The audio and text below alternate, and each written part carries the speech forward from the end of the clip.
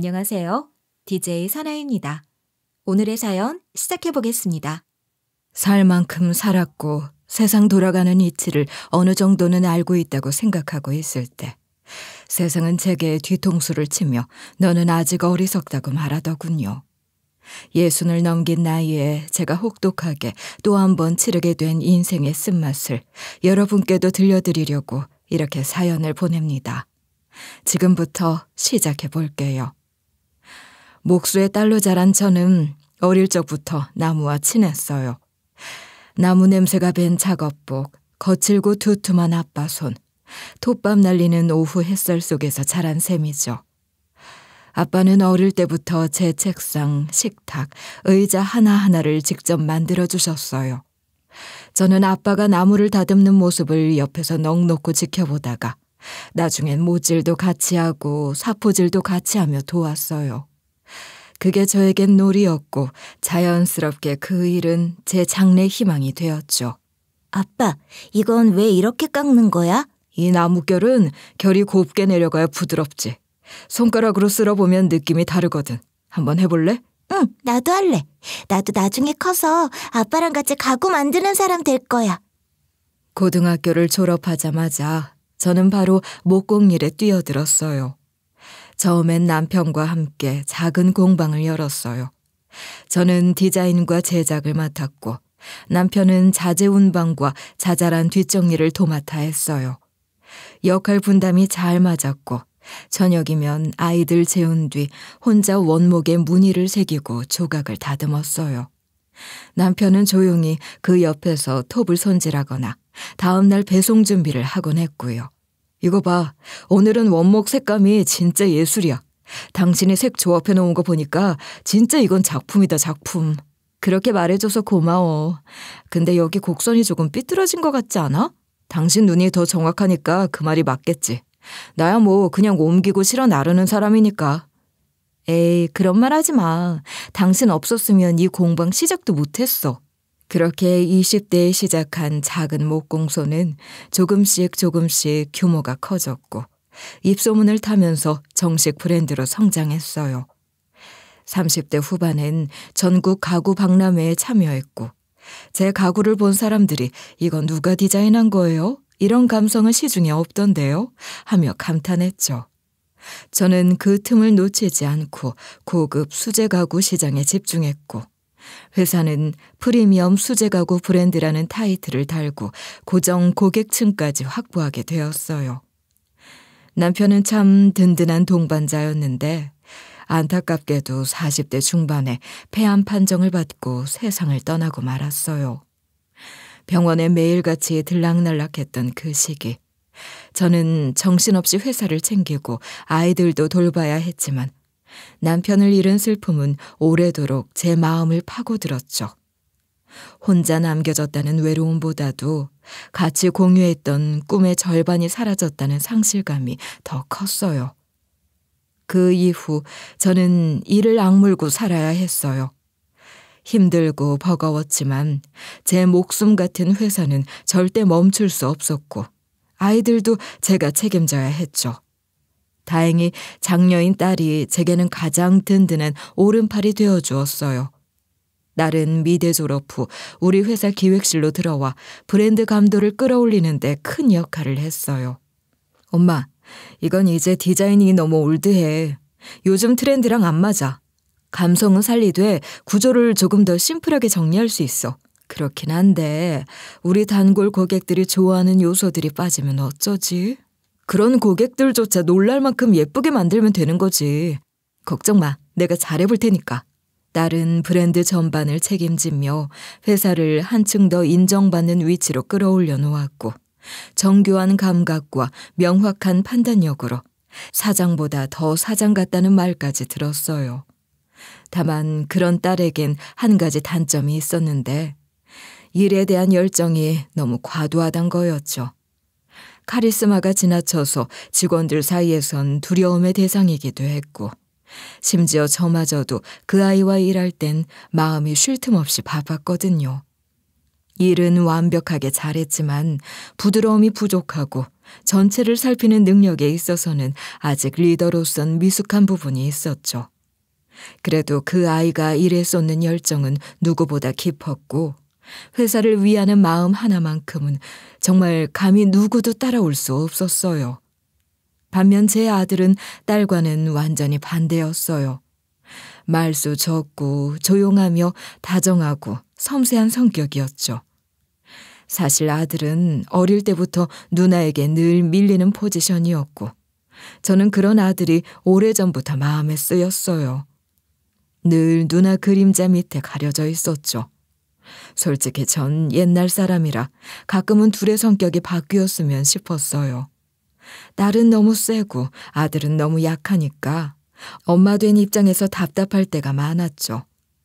딸이 오히려 좀 부드러운 게 낫고 아들이 더 카리스마 있는 편이 나을 텐데 싶었어요. 아님 딱 반반 섞였으면 정말 딱 좋았을 텐데 말이죠. 하지만 사람 성향이라는 게 그렇게 쉽게 바뀌는 게 아니잖아요. 그래도 다행히 제 아들이 좋은 짝을 만나 조금은 마음이 놓였어요. 며느리는 대학에서 디자인 이론을 전공한 강사였는데 처음 만났을 때부터 저는 그 아이가 참 마음에 들었어요. 야무지고 똑부러지게 말하면서도 예의 바르고 상대를 불편하지 않게 하는 성격이더라고요. 우리 아들은 너무 순하고 어리숙해서 살면서 손해볼까 늘 걱정이었는데 며느리가 그런 빈틈을 잘 챙겨줄 것 같았어요. 어머니, 현석 씨가 낯간지러운 말을 못해서 그렇지 마음은 진짜 깊어요. 그건 나도 알지. 하지만 저렇게 여리고 물러터져서 어찌하려는 건지. 어디 가서 손해나 안 보고 살았으면 싶다. 내가 제 생각만 하면 아주 걱정이야. 지 누나한테 치이고 밖에서 치이고. 걱정 마세요. 앞으로는 그럴 일 없게 제가 좀 더 챙길게요. 아유, 네가 그 말 해주니까 내가 다 든든하다. 우리 현석이 놈 물러터진 성격에 어떻게 이렇게 똑부러진 여자를 만났는지. 너무 고맙네. 아가, 정말 고맙다. 특히 손녀가 태어난 이후 며느리와 전 더 가까워졌어요. 첫 손주다 보니 뭐든 예쁘고 하루가 멀다 하고 영상을 찍어서 친구들에게 자랑까지 했죠. 사실 저희 딸은 나는 누구 아내, 누구 엄마로 불리고 싶지 않아. 그냥 나 자신으로 충분해라며 비혼 선언인지 뭔지를 했었거든요. 집안 어르신들 잔소리도 귓등으로 넘기고 본인의 길을 고집했죠. 엄마, 나한테는 내 인생이 제일 중요해. 남편 없이도 아이 없어도 충분히 행복할 수 있어.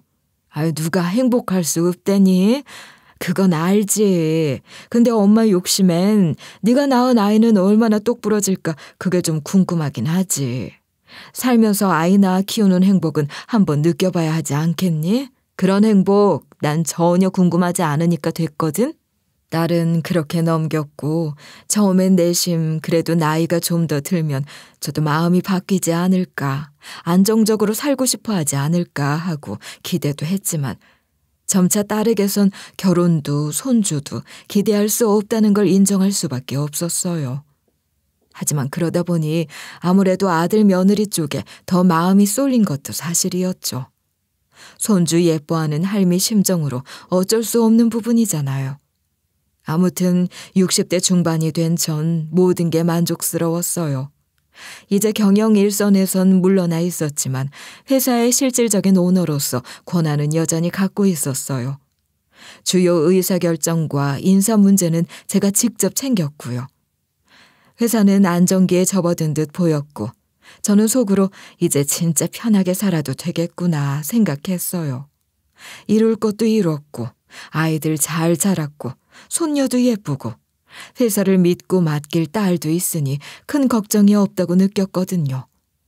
하지만 그 평온은 생각보다 빨리 무너져 내렸고 그 처참한 도미노의 시작은 정말 예상하지 못했던 방향에서 다가오고 있었습니다. 평화롭던 제 삶의 균열이 생긴 건 바로 딸에게서 시작됐어요. 어느 날 아침 회사 내부 게시판에 익명으로 올라온 제보글이 모든 걸 뒤흔들었죠. 대표 딸인 기획총괄팀장 A씨가 회의 중 외부 디자이너에게 인격 모독적인 언행을 했다. 수정 요구가 상식 바뀌며 갑질 수준이다. 폭언이 지속적으로 이어진 끔찍한 사내 괴롭힘이다. 이런 문장들이 한 줄 한 줄 읽혀지는데 손이 떨릴 정도였어요. 처음엔 말도 안 되는 찌라시겠지 하고 넘기려 했어요.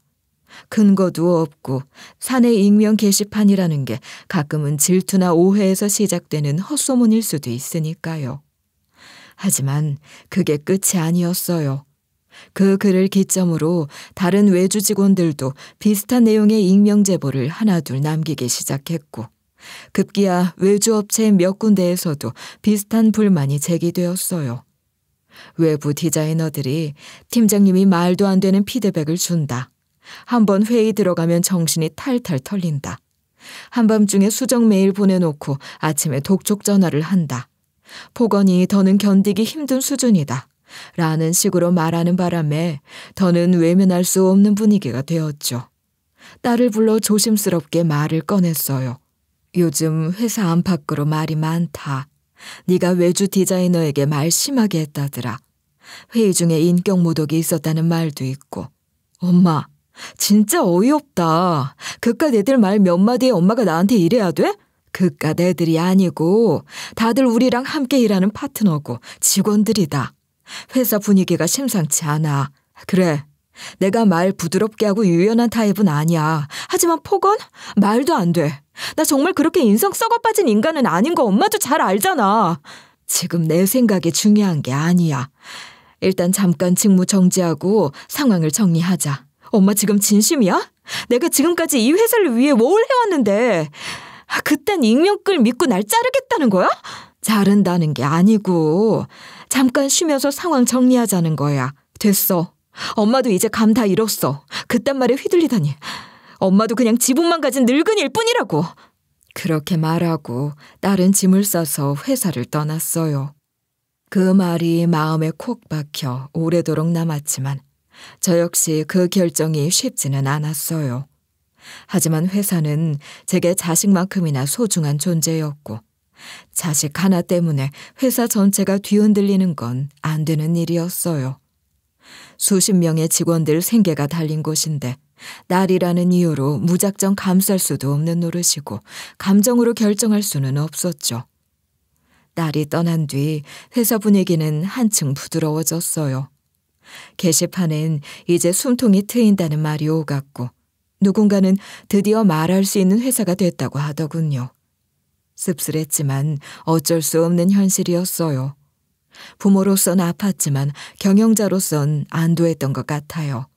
하지만 기획 총괄 자리에 갑자기 빈자리가 생기니 문제는 바로 드러났어요. 딸이 맡아오던 역할이 워낙 컸거든요.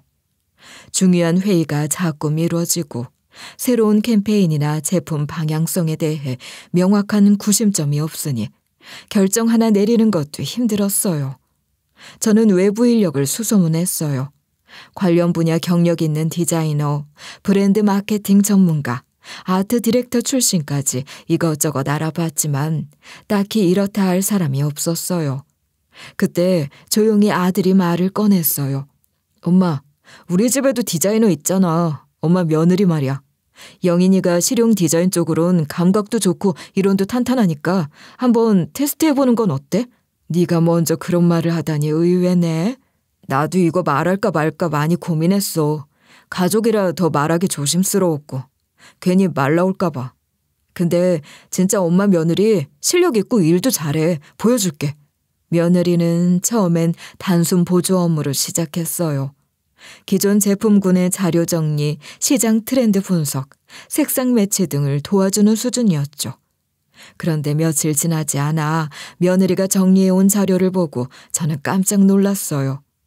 타깃 분석에 맞춘 트렌드 예측이 정확했고 그걸 이미지화한 기획안도 군더더기 없이 깔끔했거든요.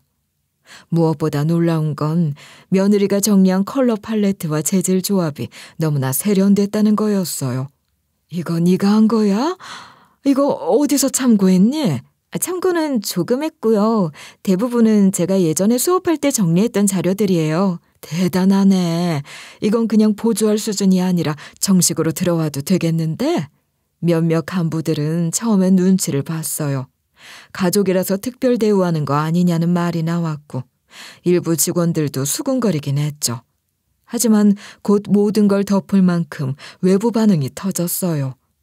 며느리가 참여한 첫 전시회에서 고객들은 디자인이 확 달라졌다. 감성이 젊어졌다. 기존보다 훨씬 정제되고 세련된 느낌이 든다는 평을 쏟아냈고 예약금에도 줄을 이었어요. 진짜 우리 며느리 감각 대단하다. 이거 전시회에서 터질 줄 몰랐지? 그치, 내가 괜히 추천한 거 아니라고 했잖아. 어머님 덕분이에요. 믿고 맡겨주시고 저한테 이런 기회까지 주셔서 정말 감사합니다. 그렇게 며느리는 정식 기획 파티에 합류하게 되었고 회사는 다시 순풍을 타기 시작했어요. 디자인은 부드럽고 섬세해졌고 전체 브랜드 이미지도 세련된 쪽으로 개편되기 시작했어요. 직원들 사이에서도 이제 일하기 좋다. 이런 식이면 장기적으로 회사 방향이 더 좋아질 것 같다는 의견이 돌았고 저 역시 한동안 숨을 고를 수 있었어요. 하지만 그 평온은 그리 오래가지 못했습니다. 고급 원목을 사용한 신제품 침대 라인을 준비하고 있었는데 출시를 앞두고 납 기준치를 초과한 제품을 사용했다는 루머가 돌기 시작한 거였죠. 원래 신제품 런칭을 앞두면 네거티브 공격이 들어오기도 하고 헛소문이 돌기도 하고 그러는 게 이쪽 업계라 처음에는 그냥 일시적인 소문이겠거니 했는데 이게 이상하게 빠르게 확산이 되기 시작한 거예요. 환경단체에서까지 저희 브랜드를 언급하기 시작했고 저희 브랜드를 잘 아는 소비자들 사이에서 불매 움직임까지 보이기 시작했죠. 이게 뭐야? 이 루머는 어디서 시작된 거야? 왜 우리 브랜드가 지목된 거냐고. 대표님, 저희도 지금 조사 중인데 아마 어딘가 올라온 익명 제보가 첫 출발점이었던 것 같아요. 아니, 납초가는 말도 안 되는 얘기잖아. 우리가 원목 수입할 때 얼마나 까다롭게 테스트하는데 그게 말이나 돼? 대표님, 확인해 봤는데요. 이건 실험용 샘플에서 추출한 내부 테스트 수치예요. 시판 제품이 아니라서 기준치를 넘는 것도 당연한 상황이었고요. 그럼 왜 그 자료가 밖으로 유출됐어? 내부 사람 짓이란 거야, 그럼? 알고 보니 내부 테스트용 샘플 결과가 어디선가 새어나가서 그게 마치 실제 제품인 것처럼 왜곡돼 유포된 거였더라고요. 일반 소비자들 입장에서는 납 검출이라는 단어만 보고 놀랄 수밖에 없으니 무작정 불안해할 수도 있었지만 저희로선 억울한 상황이었어요. 여러 원목들을 비교해가며 성분 분석을 해본 것뿐인데 그중 일부만 잘라 마치 저희가 그런 제품을 출시한 것처럼 꾸며낸 거니까요. 저희는 곧장 공식 입장을 냈고 테스트 환경과 실제 제품은 다르다는 점, 내부 샘플의 수치는 어디까지나 극단적인 상황에서의 안정성을 보는 기준이라는 점을 알렸어요. 해당 원목은 출시되지도 않았고 판매 라인과는 전혀 다른 등급의 재료라는 것도 상세하게 설명했죠. 어머님, 이건 디자인 쪽에서도 제품 설명서를 다 바꾸는 게 좋을 것 같아요. 소비자들이 더 직관적으로 이해할 수 있도록요. 좋다. 그게 필요하겠다. 어설프게 해명하면 오히려 역효과 날 수 있으니까. 그래도 며느리를 비롯 여러 직원들이 빠르게 잘 대처한 덕에 다행히 사태는 빠르게 진정됐어요. 유통 채널에도 공식 자료가 전달됐고 환경단체 측에서도 우리 측 해명 자료를 받아들여 게시물을 내렸어요. 큰 불매로까지 이어지지는 않았지만 저는 그때 한 가지 교훈을 얻었어요. 어떤 상황에서도 내부 정보 관리가 허술하면 평판은 순식간에 무너질 수 있다는 거였어요. 한숨 돌릴 틈도 없이 저는 이 일을 제대로 마무리 지어야겠다는 생각을 했습니다. 이런 소문을 정말 누가 왜 퍼뜨렸는지 추적하기 시작했어요. 납 테스트 결과가 외부에 유출될 수 있는 위치는 한정적이었고 그걸 본 사람이 그렇게 많지도 않았거든요. 당시 테스트에 참여한 사람들, 자료를 정리한 실무자들, 관리 서버 접근 권한이 있는 간부들까지 모두 확인하면서 저는 뭔가 이상하다는 직감을 갖게 됐어요. 즉 내부에 스파이가 있다는 소리였고 그걸 인정하기까지 시간이 오래 걸리진 않았죠. 그런데 그보다 더 큰 충격은 곧이어 터졌어요. 저희 회사 대표 명의로 대형 유통사에 이상한 메일이 발송된 정황이 포착된 거예요. 메일 내용은 간단했지만 파급력은 어마어마했어요. 당사 제품은 품질상 문제가 있어 당분간 납품을 중단해 주시기 바랍니다. 한 줄이었지만 그 문장은 곧 계약 파기, 거래 중단, 이미지 추락을 불러올 수도 있는 일대 사건이었어요. 급히 IT 보안팀의 요청에 발신 계정의 로그인 기록을 추적했더니 해당 계정은 몇 달 전 직무 정지됐던 딸이 쓰던 사무실 컴퓨터에서 로그인됐던 흔적이 남아 있었어요. 순간 머릿속이 하얘졌어요. 뭐라고? 그 계정에 우리 딸이 쓰던 자리에서 로그인됐다고? 네, 대표님. IP 기록이 정확하게 남아 있습니다. 컴퓨터 자체가 따님 전용으로 등록되어 있던 단말기라 오인이 있을 가능성은 거의 없다고 보입니다. 혹시 다른 누가 그 자리 컴퓨터를 쓴 기록은 없어? 특이점 없습니다. 회사 후 장비 회수되지 않은 상태로 몇 달간 유지되었고 최근 접속도 외부 USB를 통한 접근 흔적이 확인됩니다. 믿을 수 없었어요. 아니, 아무리 그래도 설마 내 딸이 그런 짓을 하다니. 그동안 그 아이가 회사에 쏟아부었던 애정이며 노력들이 머릿속을 휘저으며 떠올랐어요. 말이 안 되는 일이잖아요. 회사는 제 전부였고 그걸 딸도 알고 있었어요. 자기 사명처럼 여기며 그 안에서 딸이 얼마나 애써왔는지 누구보다 제가 더 잘 알고 있었는데요. 어떻게 그런 짓을 할 수가 있는지 정말 믿을 수가 없었습니다. 딸에게 연락을 했어요. 처음엔 전화를 피하더니 메시지로 연락이 왔더군요. 말도 안 되는 억지 좀 그만해. 내가 왜 그런 짓을 해? 억지인지 아닌지는 기록이 말해줘. IP 추적 결과 네 컴퓨터에서 보낸 메일이야. 그건 누가 몰래 쓴 거겠지. 진짜 어이없다. 날 무슨 갑질 악질 상사로 몰아가더니 이제는 범인으로까지 몰아가네. 그것도 결국 다 남들이 하는 얘기만 듣고. 나 정말 엄마한테 실망이다. 어떻게 딸 얘기는 안 듣고 남들 말만 그렇게 철석같이 믿을 수가 있어? 정말 네가 아니라면 당당하게 회사 와서 이야기해. 설명을 해. 왜 그렇게 죄 지은 사람처럼 행동하면서 숨어있니? 그래, 내가 떳떳하다는 거 다 밝혀줄 테니까 조금만 기다려. 하지만 그게 마지막이었어요. 이후로 딸은 제 전화도 받지 않았고 메시지에도 답이 없었어요. 회사 주소지 근처에서조차 딸의 흔적은 나타나지 않았고 지인들마저 연락이 안 된다고 하더군요. 해명하겠다던 애가 어떻게 이렇게 잠수를 타버리니. 제가 형님 좀 더 찾아볼까요, 어머니? 됐어, 엄마. 누나가 그러는 거 하루 이틀 일이 아니에요. 누나는 어릴 때부터 그랬다고. 엄마한테 말하지 말라고 하면서 늘 제 걸 뺏어가고 엄마 지갑에서 돈을 슬쩍하고 그래놓고 뻔뻔하게 연기하면서 착한 척 바른 척. 그랬던 게 이제 이렇게 스케일이 커진 거죠. 내가 자식을 잘못 키웠나 보다. 내 탓도 있어. 그럴 때마다 눈을 감아주는 게 아니었는데 누나가 무서워서 제대로 밝히질 못했던 내 잘못도 있어.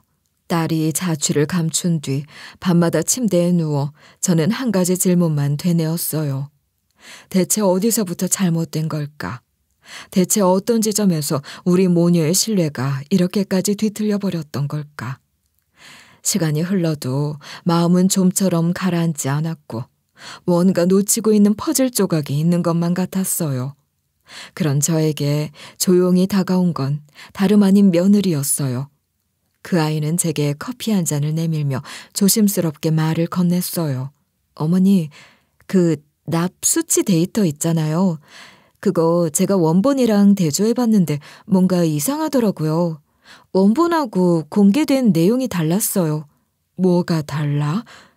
공개된 쪽은 수치가 다소 과장돼 있고 그래프 배열이나 단위 표시 방식도 원본 파일하고는 달라요. 누가 수치를 조작한 게 아닌가 싶어요. 누가 그런 짓을 한단 말이니. 아무래도 회의실 서버나 백업본 다시 확인해봐야 할 것 같아요, 어머니. 어차피 오늘 고급 원목 샘플도 전시장 외부에 도착하잖아요. 제가 디테일 확인하러 가야 했는데 같이 가셔서 보는 김에 서버도 같이 보시는 거 어떠세요? 그래, 그러자꾸나. 어차피 책상 앞에 앉아있는 것도 머리만 아픈 상황이었다. 저는 며느리와 함께 부설 전시장 외부 창고로 향했어요.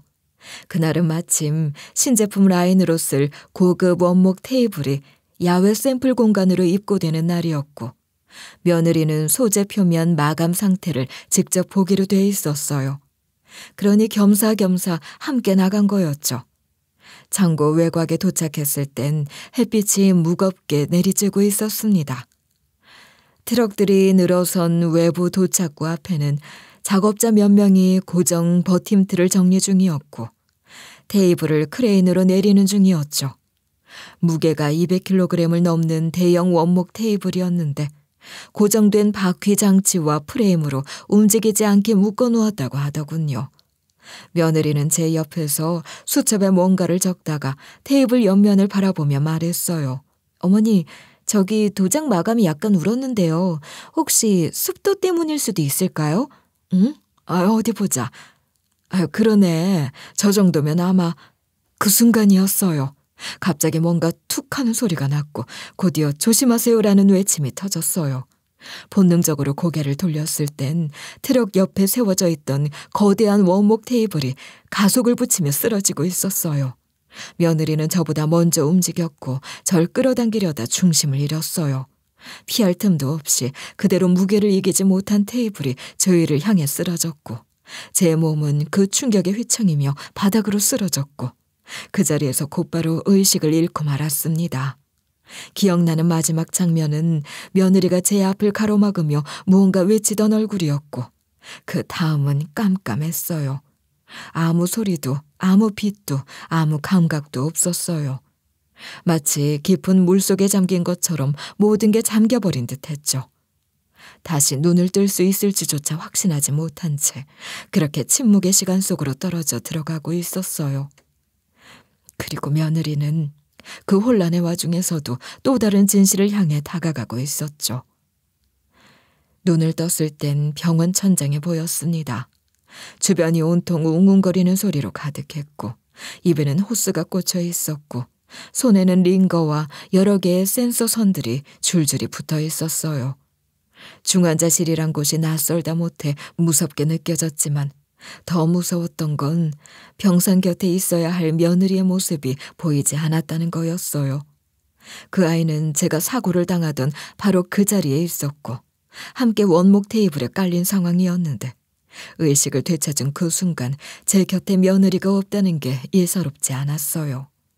조금씩 말을 할 수 있게 된 얼마 후 간호사로부터 조심스레 들은 이야기는 제 심장을 바닥으로 끌어내렸어요.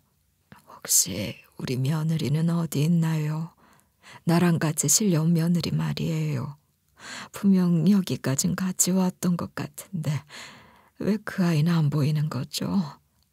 그게 며느리 분은 병원에 오신 후 바로 응급수술에 들어가셨는데 결국 끝내 못 버티시고 죄송합니다. 말을 잇지 못하던 간호사의 표정은 모든 걸 말해주고 있었고 저는 목구멍까지 차오른 울음을 참지 못하고 눈물을 뚝뚝 흘렸어요. 그 아이가 입술로만 반복하던 말이 겨우 입에서 흘러나왔고 숨이 막혀올 정도로 괴로웠어요. 그런데 얼마 뒤 아들과 함께 병문안을 왔던 손녀가 제 손을 꼭 잡더니 작은 손에 뭔가를 꼭 쥐어주는 거예요. 이거 엄마가 할머니 깨어나면 꼭 드리래요. 아무한테도 보여주지 말고 꼭 할머니만 봐야 한대요. 그래서 아빠 몰래 가지고 있다가 아빠 없을 때 드리는 거예요. 손녀의 작은 손에서 전해진 건 손바닥보다 작은 종이 쪽지였어요. 얼룩이 선명한 그 종이는 가장자리가 찢어져 있었고 부분적으로 혈흔도 묻어 있었어요. 조심스럽게 펼친 그 쪽지 안에는 너무나 낯선, 동시에 믿기지 않는 문장이 적혀 있었어요. 어머니, 혹시라도 무슨 일이 생긴다면 절대 우연이라 생각하지 마세요. 가장 먼저 현석 씨를 의심하세요. 자세한 진실을 알고 싶으시다면 형님을 찾으세요. 누구에게도 알리지 마시고요. 숨이 턱 막히고 머리가 멍해졌어요. 우리 아들을 의심하라고요? 그럼 말도 안 되는. 아니, 대체 며느리가 왜 이런 말을 남긴 걸까? 소녀에게까지 그걸 전달해달라고 당부할 정도였다면 얼마나 다급한 심정이었을까. 눈물과 혼란이 뒤섞인 채로 저는 그날 밤 쪽지를 두 손으로 꼭 쥔 채로 침대에 누워 잠을 이루지 못했어요. 다음 날 저는 고민 끝에 그 일에 대해 아들에게는 단 한마디도 꺼내지 않았어요. 오히려 누구에게도 알리지 않기 위해 마음속으로 철저히 감췄고 단 한 사람, 오랜 세월 저와 함께 회사를 지켜온 제 비서에게만 조심스럽게 말을 꺼냈어요. 현주 씨, 예전에 우리 딸 연락처들 정리한 거 혹시 따로 보관해 둔 거 있어? 있긴 한데 따님께서 연락을 다 끊으셔서 지금은 연결이 안 되실 거예요. 어떻게든 좀 찾아봐줘. 나 그 아이를 꼭 만나야겠어. 아주 중요한 이야기야. 빨리 찾아줘. 며칠이 지나고 비서는 조심스럽게 다가왔어요. 대표님, 연락이 다 왔어요. 따님께서 조건이 하나 있는데 조용한 장소에서 둘만 만나고 싶다고 하세요. 휠체어에 몸을 싣고 비서의 부축을 받아 나선 날. 심장이 너무 빨리 뛰어서 숨쉬는 것도 조심스러웠어요. 딸이 저와 연락을 끊고 잠적한 뒤 한참 만에 제 딸을 다시 마주했어요. 오래전 같았으면 부둥켜 안고 울었겠지만 그날의 딸은 굉장히 조용하고 침착했어요. 엄마가 사고 났다는 말 듣고 걱정됐어. 그래서 가보려고 했어. 그런데 용기가 안 났어. 미안해.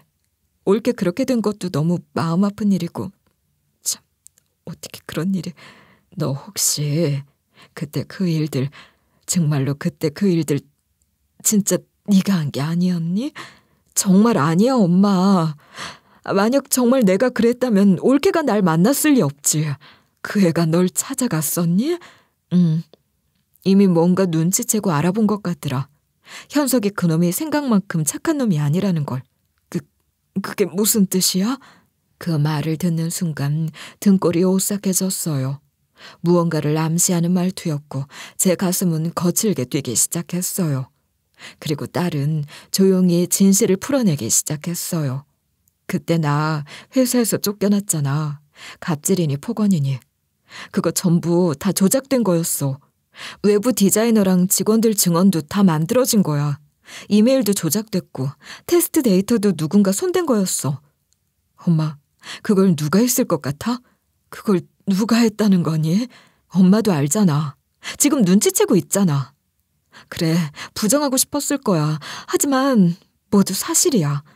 설마 현석이가 널 쫓아내려고 그런 짓을 했다는 거야? 딸은 조용히 고개를 끄덕였어요. 하지만 딸의 입에선 더욱 충격적인 말이 이어졌습니다. 지금 들은 이야기보다 더 충격적인 말이었죠. 그게 다가 아니야. 사고 당일 기억나? 고급 테이블 샘플 들어온다고 해서 올케만 가는 자리였지. 근데 엄마가 따라간 거잖아. 그 애는 엄마까지 따라올 줄은 몰랐던 거야. 그 말에 저는 숨이 막혀왔어요. 숨을 크게 들이쉬고 손으로 가슴을 눌러도 진정이 안 됐어요. 설마 그 아이가 그런 짓까지 했다고요? 믿고 싶지 않았어요. 말도 안 되는 이야기였어요. 아니야. 우리 현석이는 그런 아이 아니야. 그럴 리 없어. 그 애가 그런 짓을 할 리가 없어. 엄마가 못 봤던 것뿐이야. 그 애는 겉으론 조용하고 착한 척했지만 속으론 다 계산하고 있어. 날 쫓아낸 것도 올케를 그렇게 만든 것도 다 그의 짓이야. 올케도 눈치채고 있었어. 그래서 나한테 연락했고 둘이서 뭔가 확인하려고 했던 거야. 그날 그 시간에 그 자리에 하필 그런 일이 일어난 게 절대 우연일 리 없어. 저는 딸의 말을 가만히 듣다가 조용히 물었어요. 그럼 혹시 네가 갑자기 회사 나가고 잠적했던 것도 다 해명한다고 하던 애가 갑자기 연락을 끊어서 이상하다 생각은 했는데 처음엔 나도 몰랐어. 그런데 나한테 뒤집어 씌운 이메일 IP 추적하면서 알게 됐어. 그 컴퓨터, 그 계정 전부 현석이 책상이랑 연결돼 있더라고. 그래서 내가 조사해봤어. 현석이 명의로 유령 회사 하나가 세워져 있었고 그 계좌로 내부 자산 일부가 천천히 빠져나가고 있었어. 뭐라고? 그게 정말이야? 그걸 본 순간 확신했지. 이건 우연이 아니라고. 그런데 그걸 알아챈 순간 나한테 위협이 들어오기 시작했어. 핸드폰에 해킹 시도가 있었고 메일이 날아오다가 갑자기 전송 실패로 끊기고 목숨을 갖고 협박까지 하더라. 그래서 연락을 끊고 도망쳤던 거야. 죽고 싶지 않아서, 살고 싶어서. 저는 말을 잇지 못했어요. 지금까지 제가 믿어온 아들, 제 모든 걸 털어놨던 아들, 제가 가엾게 여겼던 그 아들이 그런 일의 중심에 있었다니. 도저히 믿을 수 없었고 믿고 싶지 않았어요. 하지만 딸의 말투는 단호했고 며느리의 쪽지는 그 말들을 뒷받침하고 있었어요. 진실은 그렇게 제가 절대 보고 싶지 않았던 방향으로 서서히 드러나기 시작하고 있었어요. 밤을 새우며 딸과의 대화를 곱씹는 내내 마음이 무너졌어요. 눈만 감으면 마지막까지 손에 힘을 주고 제게 쪽지를 쥐어주던 며느리의 모습이 떠올랐고 손녀의 떨리는 목소리가 귓가를 맴돌았어요. 엄마가 꼭 할머니만 보시라고 했어요. 저는 그 말을 수백 번 되뇌며 그 아이가 이 세상에서 마지막으로 믿었던 사람이 저였다는 사실에 가슴이 찢어졌어요. 그 아이의 마지막 말을 헛되이 하면 안 된다는 생각에 저는 결국 단단히 마음을 먹었어요. 진실이 무엇이든 끝까지 밝혀내야 한다고요. 그렇게 저는 혼자 조용히 움직이기 시작했어요. 비서를 불러 회의실 서버 로그 복원을 요청했어요. 겉으론 그저 최근 사고 전 업무 일정 확인이 목적이라는 식으로 넘겼고 따로 회의실 CCTV와 외부 창고 출입 기록, 샘플 적재 스케줄도 함께 정리해달라고 했죠. 며느리가 사고 당일 가지고 있던 회의 자료 사본도 따로 요청했고요. 자료가 모이자 하나하나 교차해가며 시간 순서를 맞췄고 그러면서 점점 머릿속이 시커멓게 타들어갔어요. 사고 당일 아들은 외부 샘플 운송 담당 트럭 기사에게 메일을 보냈더라고요. 테스트 촬영을 위해 외부 진열 구역의 안전 펜스를 임시로 해제해달라는 요청이었고 사내 규정상 원래는 그 시간대에 해당 구역 접근이 전면 금지된 상황이었어요. 그런데 아들은 그걸 알고도 굳이 그 시점에 작업을 몰아넣었고 실제로 샘플이 도착한 시각과 지게차가 진입한 시점 그리고 며느리가 회의 자료를 확인한 직후 절 데리고 현장으로 향한 시간이 전부 딱 맞아 떨어졌어요. 우연이라 보기엔 너무 정확했어요. 누군가 의도하지 않았다면 절대 이렇게 정밀하게 맞춰질 수 없었어요. 저는 그 즉시 아들의 사무실로 향했어요. 퇴근 후 불 꺼진 사무실 안, 비상등만 깜빡이는 그 공간에서 저는 아들의 책상 서랍을 천천히 열었어요. 서랍 안엔 예상대로 평범한 서류철들과 영수증 더미가 있었고 그 밑에 얇은 파우치 하나가 눈에 띄었어요. 열어보니 낯선 피처폰이 들어있었어요. 평소 아들이 쓰던 고급 스마트폰과는 전혀 다른 기종이었고 누구에게도 보여주지 않은 듯 고무줄로 둘둘 묶여 있었죠. 저는 심장이 두근거리기 시작했어요. 혹시나 하는 마음에 전원을 켰고 손이 떨리면서도 문자함을 열었어요. 사고로 처리될 겁니다. 불필요한 질문은 없을 겁니다. 입금은 됐습니다. 남은 금액은 현금으로 전달하시죠. 흔적 남기지 않게 조심하세요. 지게차 동선은 그대로 진행하겠습니다. 그때처럼만 하면 됩니다. 문자에는 이름도 없었고 발신자도 저장되어 있지 않았지만 단어 하나하나가 또렷하게 목을 쥐어왔어요. 메시지 내용은 명확했어요. 그날 그 자리에 있었던 누군가가 사고를 만든 거였고 그것을 지시한 사람이 제 아들이라는 뜻이었어요. 송신 시간은 사고 일주일 전부터 당일까지였고 마지막 문자는 사고 발생 이틀 전 위치 재확인 완료 이상 없음이었어요. 저는 그대로 그 피처폰을 손에 꼭 쥔 채 무릎을 꿇고 앉았어요. 그때까지도 믿고 싶지 않았어요. 제가 사랑을 듬뿍 주며 키운 아이였고 어린 시절 내내 누나에게 눌려 자신감 없이 움츠리고 있던 아들이었어요. 그런 아이가 어떻게 이럴 수 있냐고요. 어떻게 자신을 믿어주던 엄마와 곁을 지켜주던 아내를 단지 자리를 차지하겠다는 이유만으로 위험에 밀어넣을 수 있냐고요. 정말 믿기지가 않았습니다. 그 피처폰 안에는 지게차 운전기사와 주고받은 메시지만이 아니라 며느리의 위치를 추적한 로그와 모든 건 그쪽에서 알아서 마무리하세요 라는 단문도 있었어요. 그건 이미 아들이 모든 걸 설계하고 있었다는 결정적인 증거였어요.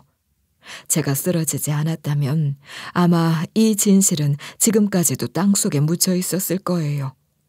며느리는 그걸 눈치채고 있었고, 그래서 딸과 접촉했고, 그걸 알아챈 아들은 며느리를 그렇게 만든 거였어요. 며느리가 죽기 전 그런 쪽지를 남기고 딸을 통해 제게 전해준 건 마지막 남은 본능이었을 거예요. 내가 믿을 수 있는 건 이 사람뿐이라는 믿음. 그리고 자신이 사라진 뒤에도 진실을 파헤쳐 줄 사람이 필요하다는 절박함. 며느리의 마지막을 생각하니 눈물이 앞을 가렸습니다.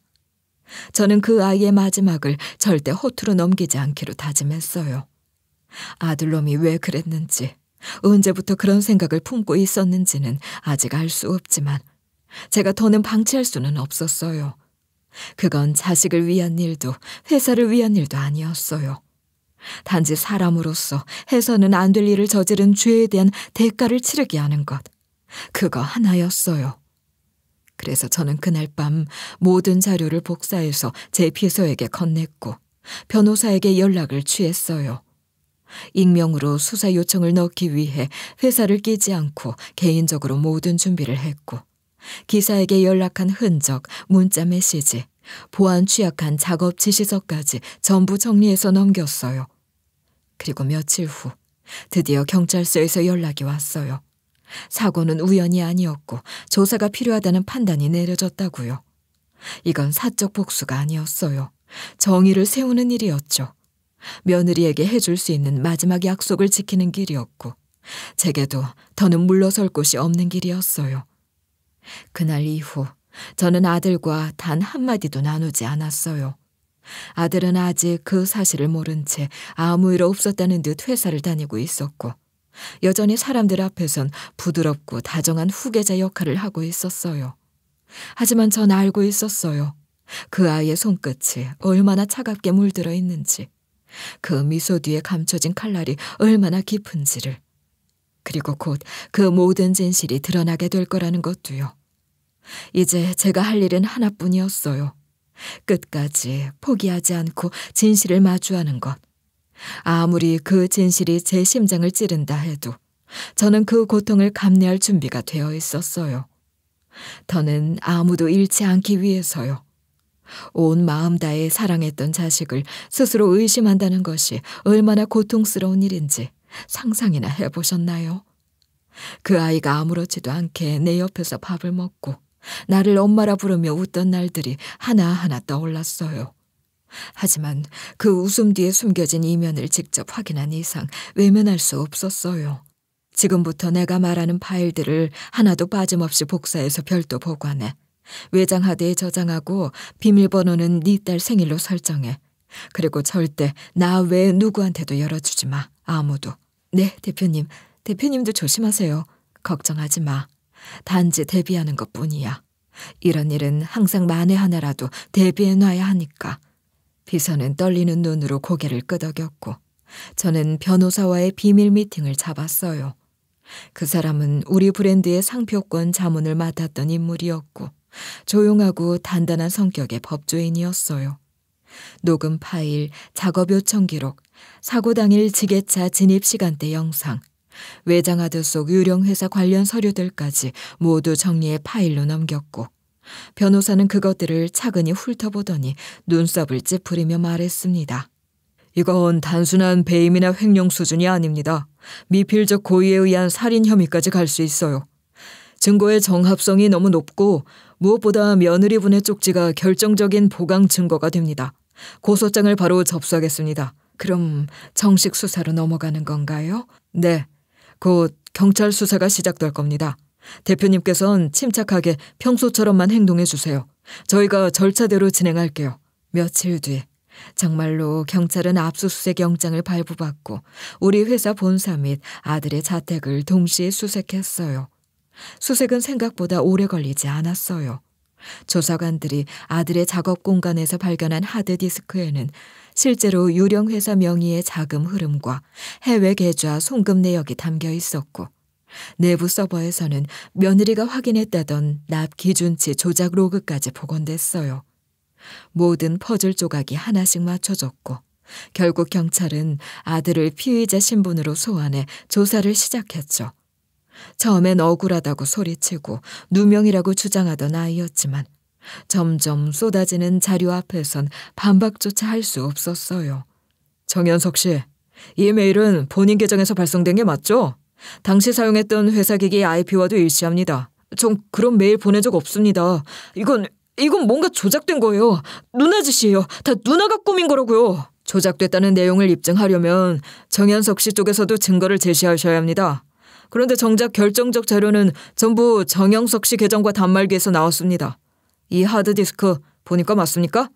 그건 그냥 참고 자료로 모아둔 거예요. 그게 그렇게까지. 기획총괄이셨던 고 고인영 씨의 회의 노트와 일기장, 그리고 최미자 씨에게 최현석 씨를 의심하며 털어놓은 대화 내용까지 모두 나와 있습니다.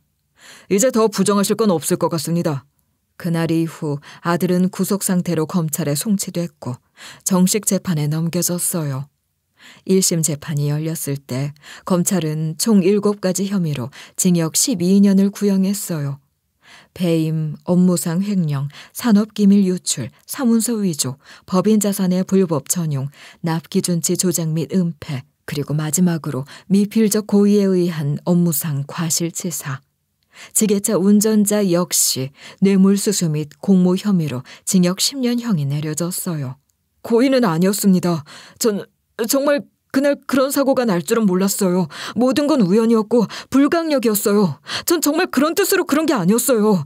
제 아내였어요. 제 아이 엄마였단 말입니다. 제가 왜 그런 짓을 하겠어요? 깜빡하면 또 속아 넘어갈 만큼 훌륭한 연기였습니다. 착한 척, 여린 척은 이미 아들에겐 도가 터 있었죠. 하지만 판사는 판결문에서 명확히 밝혔습니다. 피고인의 행위는 단순한 판단착오나 우연이 아닌 우발적 사고로 위장된 구조적 설계였으며 피해자는 피고인의 이해관계에 의해 고의적 위험 속으로 내몰린 정황이 명백합니다. 피고인의 주장은 정당성을 상실했으며 법은 생명 앞에 그 어떤 관계도 면죄부로 인정하지 않습니다. 저는 방청석에서 조용히 아들의 뒷모습을 바라봤어요. 손에 포승줄이 감겨 있었고 법정 경위가 그 아들을 데리고 나가는 모습을 멍하니 바라봤어요. 이게 진짜 현실인가 싶었고 어떻게 이렇게 된 걸까? 나는 대체 어디서부터 잘못한 걸까?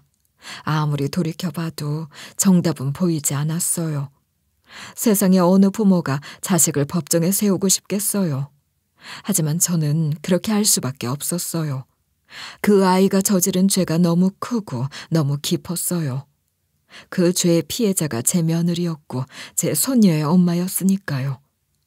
며느리가 마지막까지 쥐고 있던 쪽지, 그 손녀가 내 손에 쥐어줬던 그 쪽지 아니었으면 저는 끝까지 모른 척하고 살았을 거예요. 생각만 해도 몸이 떨렸어요.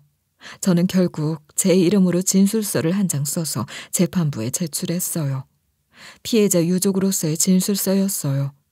마지막에 혼자 남아 펜을 들었을 때 손이 너무 떨려서 글씨를 제대로 쓰지 못했어요. 첫 문장은 6번이나 다시 썼고 마지막 문장은 눈물 때문에 번진 채로 간신히 정리했어요. 그 문장은 이렇게 끝났습니다. 나는 가해자의 엄마입니다. 하지만 피해자의 시엄마이기도 합니다. 정의의 이름으로 며느리의 억울한 죽음 앞에 침묵하지 않겠습니다. 그 아이의 아이가 이 땅에서 두 눈 똑바로 뜨고 살아갈 수 있도록, 그 아이가 살아갈 세상이 이보다 조금은 더 정직해지길 바라는 마음으로 오늘 이 진술서를 씁니다. 저는 사부인 앞에 무릎 꿇고 말문을 열지도 못한 채 고개부터 숙였어요. 우리 아들이 사람 목숨을 앗아갔어요. 그 아이를 지켜주지 못했어요. 죄송합니다. 너무 죄송해서 뭐라고 드릴 말씀이 없어요. 사부인은 말없이 절 내려다보더니 문도 세게 닫지 않고 그저 조용히 안으로 들어가 버리셨어요. 문이 닫히는 소리가 제 심장에 꽂히는 것 같았고 저는 그대로 현관 앞에 주저앉았어요. 나중엔 다리의 감각도 없어졌고 간간히 지나가는 동네 사람들 시선에 얼굴이 화끈거렸지만 그냥 앉아 있었어요. 사과할 자격도 없는 사람이었지만 그래도 꼭 직접 머리 숙여야만 할 것 같았거든요. 이틀 뒤 사부인께선 변호사를 통해 말을 전하셨어요. 더는 얼굴 보지 않겠다고 하셨습니다. 말씀하신 보상금은 손녀분의 장례를 위해 쓰는 돈만 받으시겠다고 하셨고요. 대신 다시는 찾아오지 말라는 말도 전해달라고 하셨어요. 그 말을 들으면서도 저는 뭐라고 할 수 없었어요. 분하고 억울한 것도 변명하고 싶은 마음도 없었어요. 다만 그분 앞에서 단 한 번만이라도 진심으로 사과했다는 그 사실 하나만이 저를 겨우 사람으로 만들어줬어요. 저는 제 재산 일부와 아들이 숨겨놨던 비자금 전부를 털어 그쪽 계좌로 보상금을 보냈어요.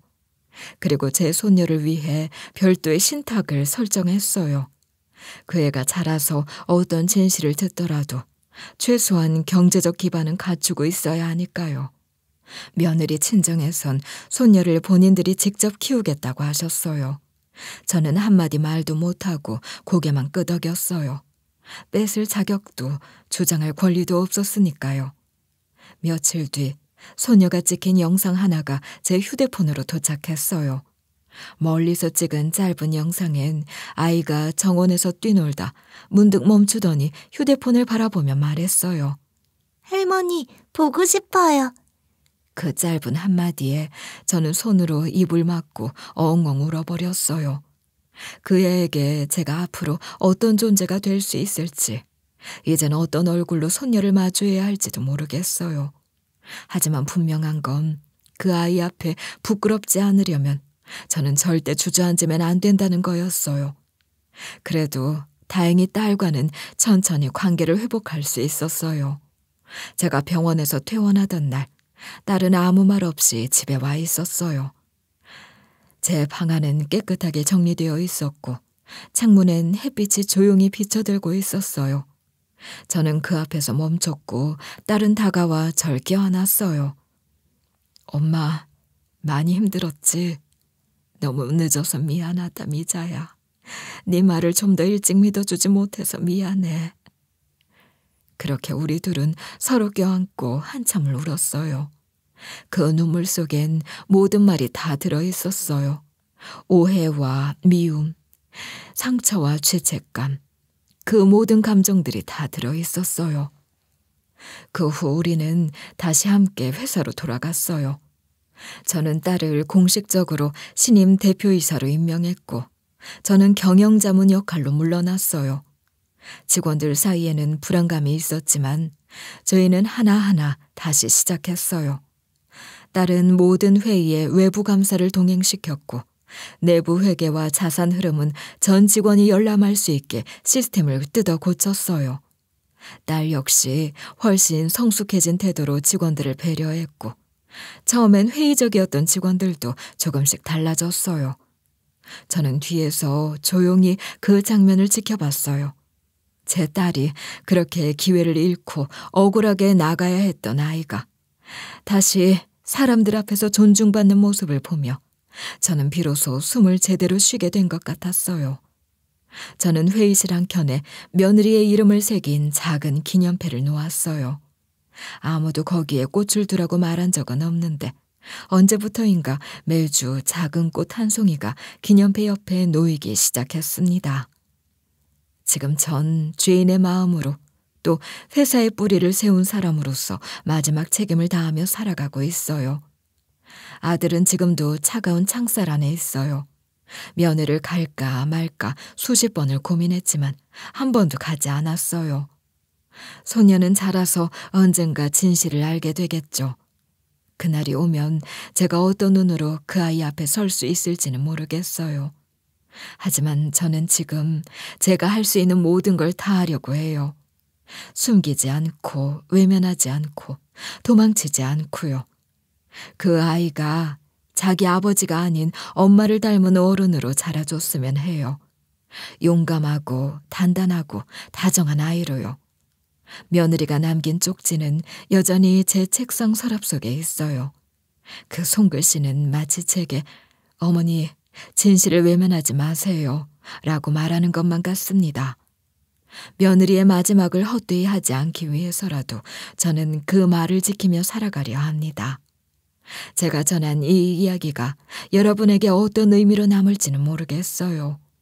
하지만 분명한 건 피라는 끈보다 더 중요한 것이 있다는 걸 말씀드리고 싶었어요.